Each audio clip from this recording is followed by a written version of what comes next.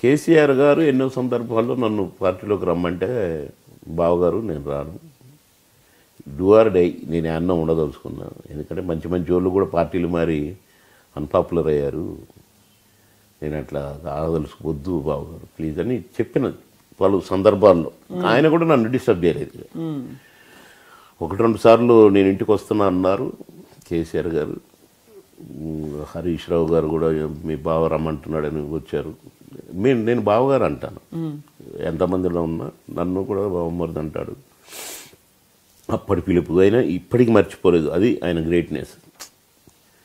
నేను ఫస్ట్ పార్టీలో చేరిన రోజున పార్టీ హౌస్లో అంతమందిలో మీడియా ప్రెస్ ముందు ఫలానా ప్రొఫెసర్ గారు, ఫలానా పారిశ్రామికవేత్త ఫలానా గారు, ఫలానా మాజీ మంత్రి గారు ఫలానా గారు, మాజీ మంత్రి నా బావమరిది బాబుమోహన్ గారు అని మాట్లాడారు. కళ్ళ నిండా నీళ్ళు నాకని. ఇది అప్పుడు పిలిచిన పిలుపు ఓకే, ఇప్పటికి కూడా ఇప్పుడేమో పని, అప్పుడంటే అన్నాడు బాబుమరిది అని అనుకున్నాను. టికెట్ ఇవ్వకపోయేసరికి నాకు ఫోన్, అప్పటికి 10 days అయిపోయింది. ఇక నేను ఏ పాలిటిక్స్ వద్దు, హాయిగా సినిమాల్లో టీవీ సీరియల్ చేసుకున్న బతకొచ్చు నేను మంచిగా ప్రజలకు దగ్గర. ఎందుకో నా మంచికే ఈయన టికెట్ వేయలేదు, మంచి పని అయింది అనుకున్నాను నేను ఎటుపోలేదు, ఇక ఇంట్లోనే ఉన్నా. ఫోన్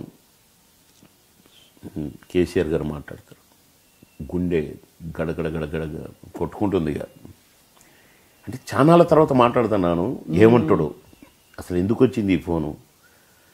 సరే అని హలో అని పెట్టుకున్నాను. ఏం బామ్మరిది ఇంకా బుద్ధి రాలేదా, నిన్ను మోసం చేస్తాడని తెలుసు నాకు, నా ఇంటి తలుపు ఎప్పుడు తెరిసే ఉంటాయి, రా అన్నాడు. రేపు వస్తా బావా, నీ ఇష్టం బామ్మరిది అని పెట్టేసి పొద్దున్నే మోగనే టికెట్ ఇచ్చాడు.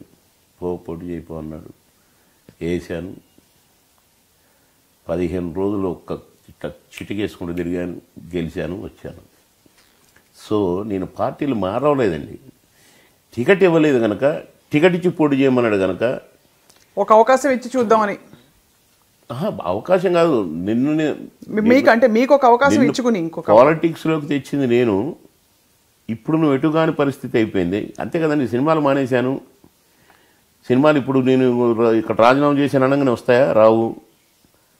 నేను ఇప్పుడు ఏం చేసి బతకాలనే దాంట్లో పడిపోయానండి. ఇప్పుడు నా లైఫ్ ఏంటండి. ఆ టైంలో పిలిచి టికెట్ ఇచ్చి పోటీ చేయిపో అని మనుషుల్ని ఇచ్చి బాబుమోహన్ అన్ని చూసుకోండి మీరు అని పంపిస్తే అసలు కళానిజమా చెప్పండి. కండ వేశారు, బీఫారం ఇచ్చారు, పోటీ చేయిపో అన్నారు. రేపు లాస్ట్ డేటు నామినేషన్. ఇవాళ టికెట్ ఇవ్వకపోతే ఇచ్చాను, పోయాను. సరే, ప్రజలకు నా మీద ఉన్న అభిమానం గెలిపించింది, వచ్చిన. అంతేకాని నేను ఏదో పదవుల కోసం పార్టీలు మారి కాదండి. ఆ ప్రేమను చూశాను, ఈ ప్రేమను చూశాను. అందరూ మారారు, నేను మారకుంటున్నాను. ఇతను ఎవడు మాట వెదవల మాట విని నాకు టికెట్ ఇవ్వలేదు.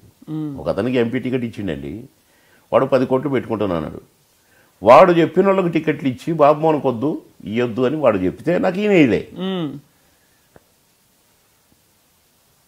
ఈయన క్యాండిడేట్ని పెట్టిండు, డిపాజిటే రాలే వాడికి. ఎంపీ క్యాండిడేట్ కూడా డిపాజిట్ రాలే. డిపాజిట్ ఎందుకు రాదండి, 7 కాన్స్టిట్యున్సీలు ఉంటాయి కదా ఎంపీకి. నా పవర్, నాకు జరిగిన అన్యాయం అంత పనిచేసిందాడు. బాబుమోహన్కి టికెట్ ఇవ్వా అన్నట్టు అయిపోయింది నిజం. మరి ఎంపీకి 7 నియోజకవర్గం, ఇప్పుడు నా నియోజకవర్గంలో రాలేదండి, మిగతా నియోజకవర్గంలో రావాలిగా. 6 ఉన్నాయి కదా ఇంకా.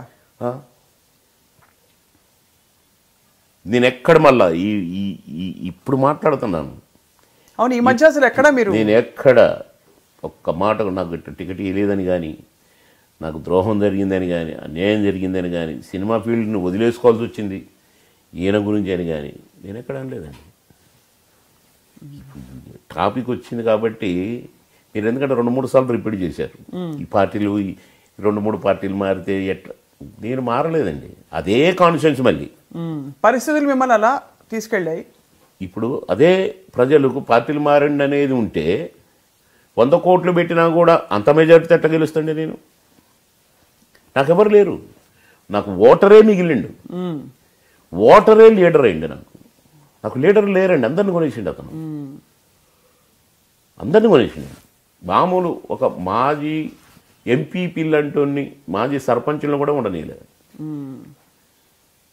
ఓన్లీ ఓటర్ లీడర్ అయ్యి నన్ను గెలిపించారు. ఇది చిన్న విషయంగానే కాదండి.